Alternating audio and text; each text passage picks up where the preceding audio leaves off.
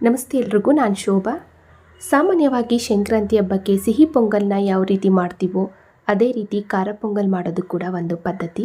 ಮತ್ತು ಈ ಹಬ್ಬದಲ್ಲಿ ಅವರೆಕಾಯಿ ಸೀಸನ್ ಇರೋದ್ರಿಂದ ಸ್ವಲ್ಪ ವಿಶೇಷವಾಗಿ ಅವರೆಕಾಳುಗಳನ್ನ ಉಪಯೋಗಿಸಿ ಈ ರೀತಿ ಖಾರ ಪೊಂಗಲ್ನ ಮಾಡಿ ಸಂಕ್ರಾಂತಿ ಹಬ್ಬನ ಪೂರ್ತಿಗೊಳಿಸಿ ಅಂತ ಹೇಳ್ತಾ ಬನ್ನಿ ಇವತ್ತಿನ ಅವರೆಕಾಳಿನ ಪೊಂಗಲ್ ಯಾವ ರೀತಿ ಮಾಡೋದು ನೋಡೋಣ.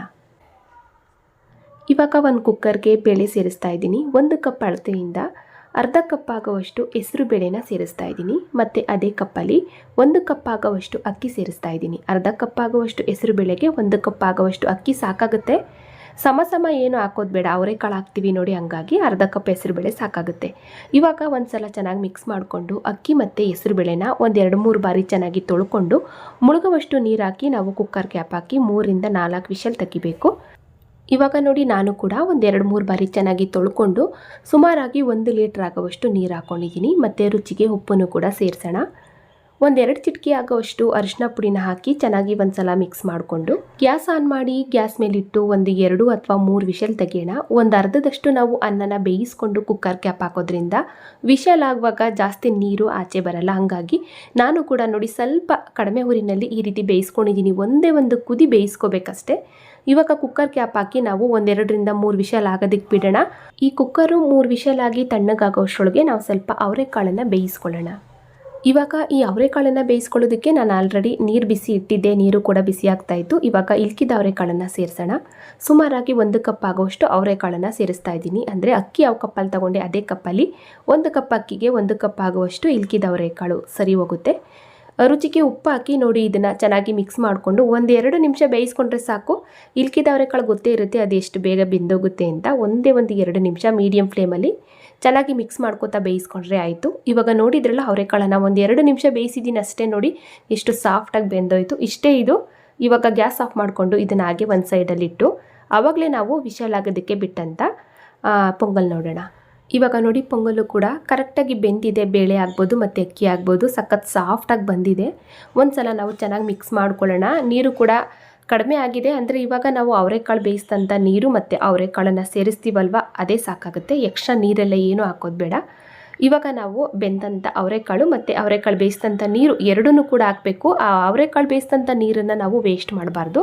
ಏನಾದರೂ ನೀರು ಕಡಿಮೆ ಆಯಿತು ಅಂತ ಅಂದರೆ ಎಕ್ಸ್ಟ್ರಾ ನೀರು ಹಾಕ್ಕೊಂಡು ನೀವು ಮಿಕ್ಸ್ ಮಾಡ್ಕೊಳ್ಳಿ. ಇವಾಗ ಹಸಿ ತೆಂಗಿನಕಾಯಿ ತುರಿ ಹಾಕಿದ್ದೀನಿ, ಒಂದು ಅರ್ಧ ಕಪ್ ಆಗುವಷ್ಟು. ಮತ್ತು ಫೈನಲಿ ಸ್ವಲ್ಪ ಕೊತ್ತಂಬರಿ ಸೊಪ್ಪು ಹಾಕಿ ಚೆನ್ನಾಗಿ ನಾವು ಮಿಕ್ಸ್ ಮಾಡ್ಕೋಬೇಕು. ಒಂದಕ್ಕೊಂದು ಚೆನ್ನಾಗಿ ಬೆರೆಯೋ ಹಾಗೆ ಮಿಕ್ಸ್ ಮಾಡಿಕೊಂಡು ಕಡಿಮೆ ಹುರಿನಲ್ಲಿ ಫುಲ್ಲು ಲೋ ಫ್ಲೇಮ್ ಮಾಡಿ ಇದನ್ನು ನಾವು ಬೇಯೋದಕ್ಕೆ ಬಿಡಬೇಕು. ಯಾಕೆ ಅಂದರೆ ಹಸಿ ತೆಂಗಿನಕಾಯಿ ತುರಿ ಹಾಕಿರೋದ್ರಿಂದ ಸ್ವಲ್ಪ ನಿಧಾನವಾಗಿ ಇದನ್ನು ಬೇಯೋದಕ್ಕೆ ಬಿಟ್ಟು ಇವಾಗ ಈ ಪೊಂಗಲ್ಗೆ ಸೂಪರಾಗಿ ಒಂದು ಒಗ್ಗರಣೆನ ರೆಡಿ ಮಾಡ್ಕೊಳ್ಳೋಣ. ಇವಾಗ ಒಗ್ಗರಣೆ ಮಾಡ್ಕೊಳ್ಳೋದಕ್ಕೆ ಗ್ಯಾಸ್ ಆನ್ ಮಾಡಿ ಒಂದು ಪಾತ್ರೆನ ಬಿಸಿ ಇಟ್ಟು ತುಪ್ಪ ಸೇರಿಸ್ತಾ ಇದ್ದೀನಿ. ತುಪ್ಪ ಬಂದು ಒಂದು 4-5 ಸ್ಪೂನ್ ಆಗೋಷ್ಟು ತುಪ್ಪ ಹಾಕಬೇಕು. ತುಪ್ಪ ಚೆನ್ನಾಗಿ ಬಿಸಿ ಆಗ್ತಾ ಇದ್ದಾಗೆ ಮೆಣಸನ್ನು ಸೇರಿಸೋಣ. 1 ಸ್ಪೂನ್ ಆಗೋಷ್ಟು ಕಾಳು ಮೆಣಸನ್ನು ಹಾಕ್ತಾ ಇದ್ದೀನಿ. ಈ ಮೆಣಸು ಕೂಡ ಸ್ವಲ್ಪ ಚೆನ್ನಾಗಿ ಫ್ರೈ ಆಗಬೇಕು. ಈ ಮೆಣಸು ಚೆನ್ನಾಗಿ ಫ್ರೈ ಆದಷ್ಟು ಆ ಮೆಣಸಲ್ಲಿರುವಂಥ ಘಮ ಚೆನ್ನಾಗಿ ಬಿಟ್ಕೊಳ್ಳುತ್ತೆ. ಇವಾಗ ನಾವು ಒಂದು 10 ಪೀಸ್ ಗೋಡಂಬಿ ಪೀಸಸ್ನ ಹಾಕ್ಕೊಂಡು ಖಾರಕ್ಕೆ ಒಂದು 4-5 ಹಸಿಮೆಣಸಿನ್ಕಾಯಿನ ಕೂಡ ಹಾಕಿದ್ದೀನಿ. ಮತ್ತು ಸ್ವಲ್ಪ ಹಸಿ ಕರಿಬೇವಿನ ಎಲೆಗಳನ್ನ ಸೇರಿಸ್ಕೊಂಡು 1-2 ಚಿಟಿಕೆ ಆಗುವಷ್ಟು ಇಂಗನ್ನು ಕೂಡ ಹಾಕಿ ಚೆನ್ನಾಗಿ ಮಿಕ್ಸ್ ಮಾಡ್ಕೊತಾ ಫ್ರೈ ಮಾಡ್ಕೊಳ್ಳೋಣ. ನಾವು ಹಾಕಿರುವಂಥ ಗೋಡಂಬಿ ಪೀಸಸ್ಸು ಮತ್ತು ಕಾಳುಮೆಣಸು ಚೆನ್ನಾಗಿ ಫ್ರೈ ಆಗಬೇಕು. ನೋಡಿ, ಈ ರೀತಿ ಮಿಕ್ಸ್ ಮಾಡ್ಕೊತಾ ಫ್ರೈ ಮಾಡಿಕೊಂಡು ಇವಾಗ ಗ್ಯಾಸ್ ಆಫ್ ಮಾಡಿಕೊಂಡು ನಾವು ಬೇಯ್ತಾ ಇರುವಂಥ ಈ ಪೊಂಗಲ್ಗೆ ಸೇರಿಸೋಣ. ಆವಾಗಲೇ ಕಡಿಮೆ ಉರಿ ಮಾಡಿ ಲೋ ಫ್ಲೇಮಲ್ಲಿ ಬೇಯೋದಕ್ಕೆ ಬಿಟ್ಟಿದ್ದೆ. ಪೊಂಗಲು ಕೂಡ ನಿಧಾನವಾಗಿ ಬೇಯ್ತಾ ಇತ್ತು. ಇವಾಗ ರೆಡಿಯಾದಂಥ ಒಗ್ಗರಣೆನ ಸೇರಿಸಿ ಚೆನ್ನಾಗಿ ನಾವು ಮಿಕ್ಸ್ ಮಾಡಿಕೊಂಡು ಗ್ಯಾಸ್ ಆಫ್ ಮಾಡ್ಕೊಳ್ಳೋಣ. ನೋಡಿ, ಇಷ್ಟೇ ಇದು.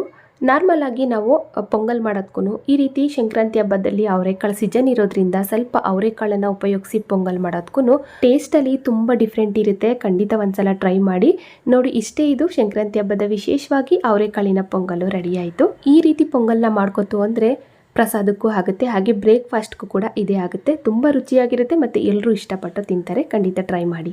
ನೋಡಿದ್ರಲ್ಲ ಫ್ರೆಂಡ್ಸ್, ನೀವು ಕೂಡ ಈ ಹಬ್ಬಕ್ಕೆ ಇದೇ ರೀತಿ ಪೊಂಗಲ್ನ ಮಾಡಿ ಹಬ್ಬನ ಪೂರ್ತಿಗೊಳಿಸಿ ಅಂತ ಹೇಳ್ತಾ ಇವತ್ತಿನ ಈ ರೆಸಿಪಿ ನಿಮ್ಗೆಲ್ರಿಗೂ ಇಷ್ಟ ಆಯಿತು ಅನ್ಕೋತೀನಿ. ಇಷ್ಟ ಆದರೆ ಲೈಕ್ ಮಾಡಿ, ಶೇರ್ ಮಾಡಿ. ಹಾಗೆ ಇದೇ ರೀತಿ ಇನ್ನಷ್ಟು ಈಜಿ ರೆಸಿಪಿಗಳಿಗಾಗಿ ನೋಡಿ ತಿಳಿ ಮಾಡಿ ಕಲಿ ಚಾನಲ್ನ ಸಬ್ಸ್ಕ್ರೈಬ್ ಮಾಡ್ಕೊಳ್ಳಿ. ಹಾಗೆ ಬೆಲ್ ಬಟನ್ನು ಕೂಡ ಕ್ಲಿಕ್ ಮಾಡಿ. Thank you for watching.